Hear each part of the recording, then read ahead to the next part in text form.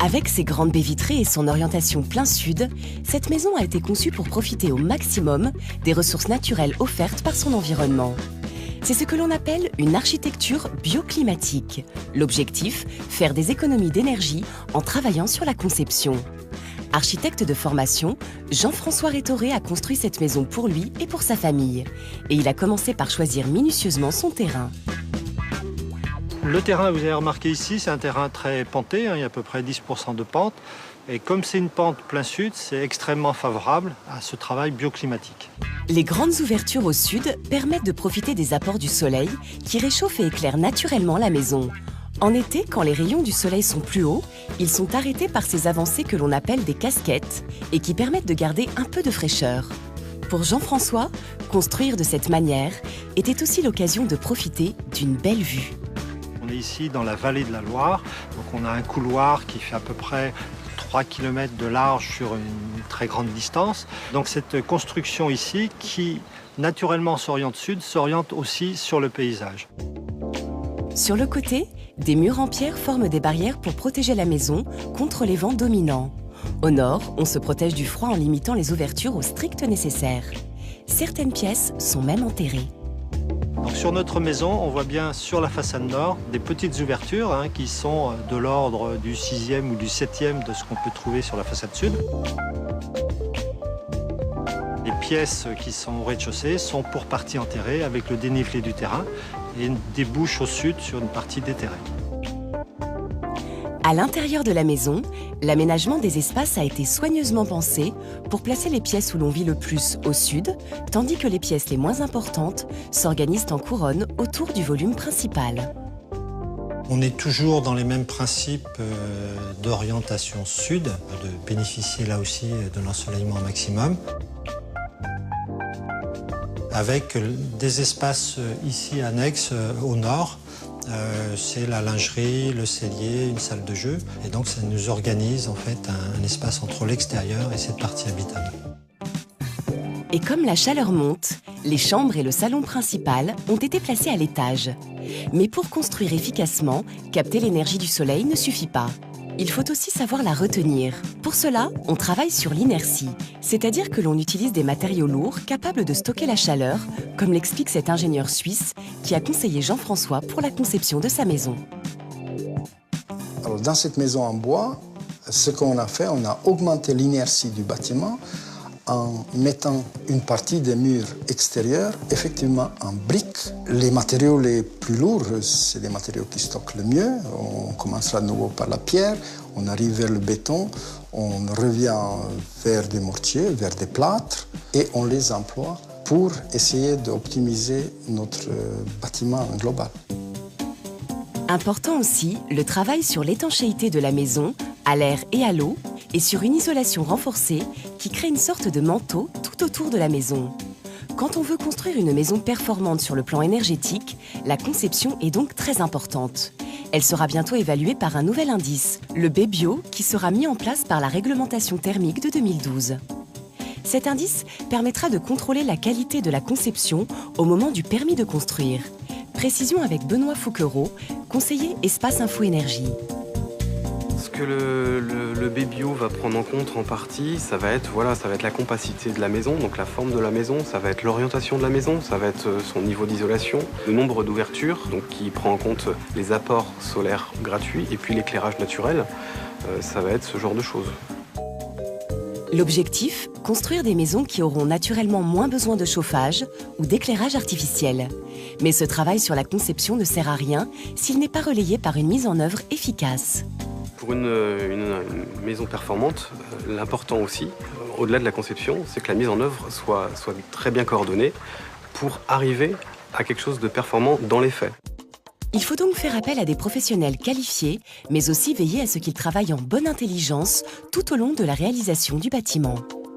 Tous les professionnels du bâtiment ou qui vont au moins intervenir sur le bâtiment ne peuvent pas tout savoir, ne peuvent pas tout connaître. L'étanchéité à l'air, par exemple, est fait par un artisan.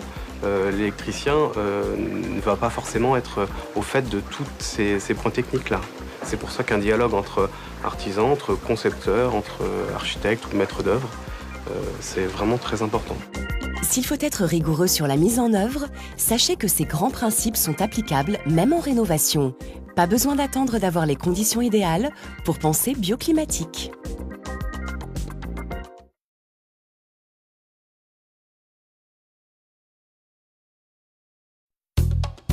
Avec ses grandes baies vitrées et son orientation plein sud, cette maison a été conçue pour profiter au maximum des ressources naturelles offertes par son environnement. C'est ce que l'on appelle une architecture bioclimatique. L'objectif, faire des économies d'énergie en travaillant sur la conception. Architecte de formation, Jean-François Rétoré a construit cette maison pour lui et pour sa famille. Et il a commencé par choisir minutieusement son terrain. Le terrain, vous avez remarqué ici, c'est un terrain très penté, il y a à peu près 10% de pente. Et comme c'est une pente plein sud, c'est extrêmement favorable à ce travail bioclimatique. Les grandes ouvertures au sud permettent de profiter des apports du soleil qui réchauffent et éclairent naturellement la maison.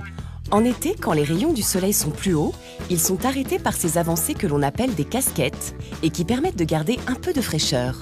Pour Jean-François, construire de cette manière était aussi... Dans cette maison en bois, ce qu'on a fait, on a augmenté l'inertie du bâtiment en mettant une partie des murs extérieurs effectivement en briques. Les matériaux les plus lourds, c'est les matériaux qui stockent le mieux. On commencera de nouveau par la pierre, on arrive vers le béton, on revient vers des mortiers, vers des plâtres et on les emploie pour essayer d'optimiser notre bâtiment global. Important aussi, le travail sur l'étanchéité de la maison, à l'air et à l'eau, et sur une isolation renforcée qui crée une sorte de manteau tout autour de la maison. Quand on veut construire une maison performante sur le plan énergétique, la conception est donc très importante.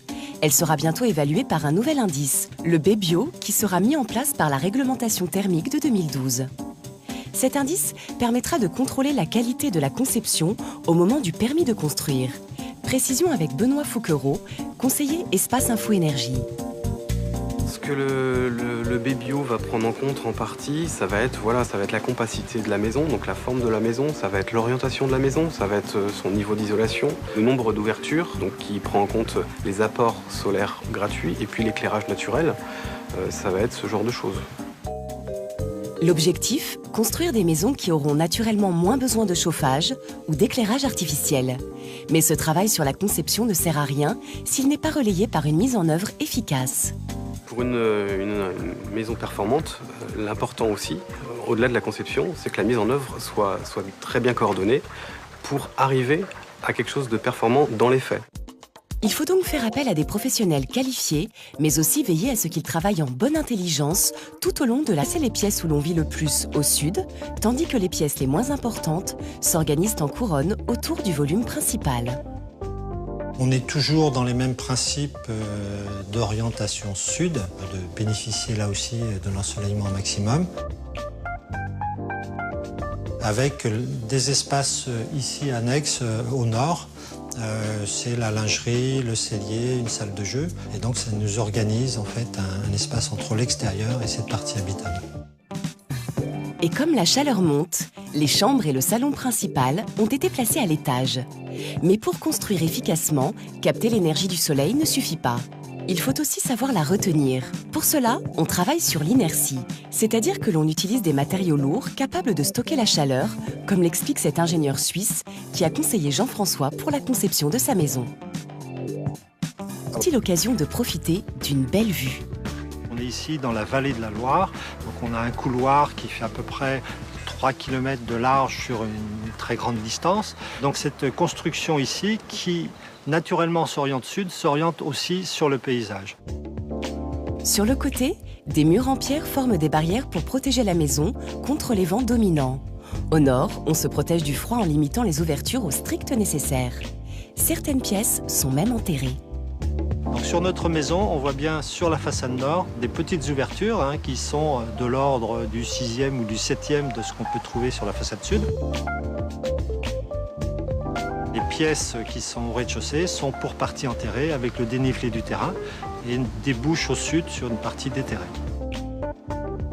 À l'intérieur de la maison, l'aménagement des espaces a été soigneusement pensé pour